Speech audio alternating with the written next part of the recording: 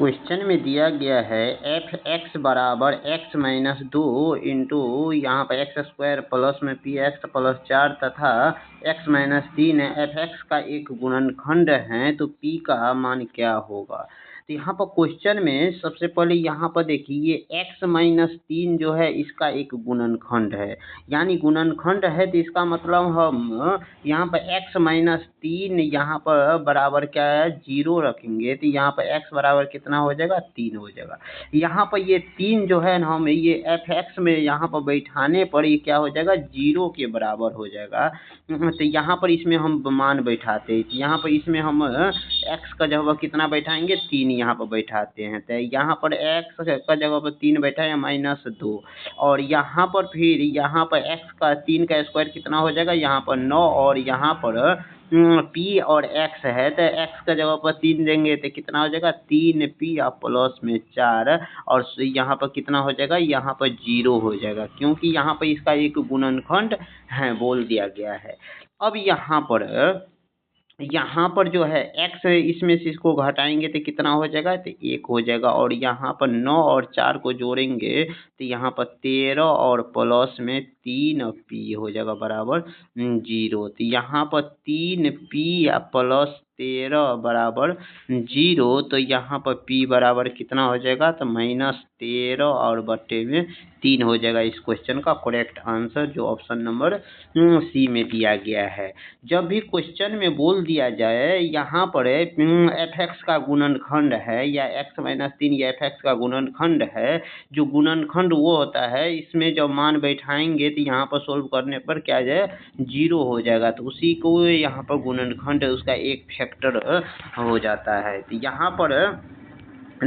अब question number यहाँ पर अगला में देखिए, यहाँ पर क्वेश्चन नंबर अगला में यहाँ पर देखिए एफ एक्स जो है यहाँ पर जो है x माइनस 3 का एक क्या है गुणनखंड है, यानी x यहाँ पर ये x माइनस 3 जो है ना यहाँ पर इसका एक फैक्टर है गुणनखंड है, तो इसका मतलब x माइनस 3 बराबर 0 करेंगे तो यहाँ पर x बराबर 3 हो जाएगा। एक गुणनखंड के एक मूल कितना हो जाएगा 3 हो जाएगा इसका, तो यही 3 है इसमें मान बैठाएंगे तो मान बैठाने पर 0 के बराबर हो जाएगा। जो जिसका गुणनखंड होता है उसमें मान बैठाते हैं तो क्या आ जाता है 0 आ जाता है।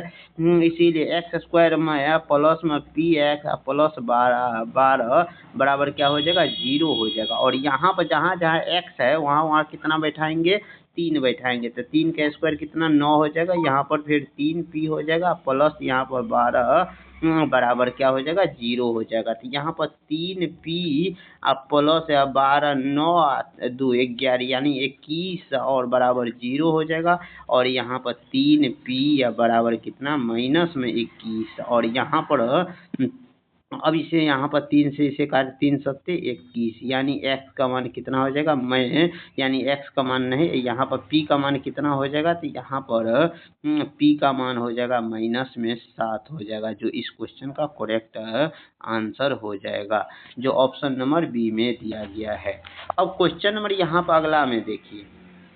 क्वेश्चन नंबर अगला में यहाँ पर दिया गया है एफ एक्स जो है x square minus 5x plus के और x माइनस 2 जो एफ एक्स का एक गुणनखंड है, यानी इसका एक फैक्टर क्या दे दिया गया x माइनस 2, तो यहाँ पर x माइनस 2 जो दिया गया है ये 0 के बराबर इसे करेंगे और 0 के बराबर करने पर यहाँ पर x का मान कितना हो जाएगा 2 हो जाएगा। ये 2 जो है इसमें मान बैठाएंगे तो क्या हो जाएगा 0 के बराबर हो जाएगा। तो यहाँ पर एक्स स्क्वायर माइनस में 5x और प्लस के बराबर क्या हो जाएगा 0 हो जाएगा। तो यहाँ पर x का जगह पर कितना बैठाएंगे 2 का स्क्वायर 4 माइनस 5 दूनी 10 यानी यहाँ पर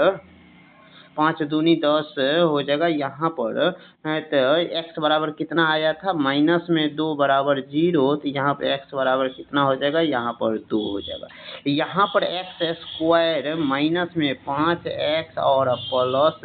के बराबर कितना है 0, तो यहाँ पर जहाँ जहाँ x है वहाँ कितना बैठाएंगे 2 का स्क्वायर कितना हो जाता है यहाँ पर 4 डायरेक्ट देते हैं 5 दूनी 10 और प्लस में के बराबर क्या हो जाएगा 0 हो जाएगा। तो यहाँ पर इसमें से इसको घटाएंगे तो -6 प्लस के बराबर 0, तो यहाँ पर के बराबर कितना हो जाएगा यहाँ पर 6 हो जाएगा। इस क्वेश्चन का करेक्ट आंसर जो ऑप्शन नंबर बी हो जाएगा। अब क्वेश्चन नंबर यहाँ पर अगला में देखिए, क्वेश्चन नंबर अगला में यहाँ पर क्या बोल रहा है, यदि एफ एक्स जो x Q minus 6x² plus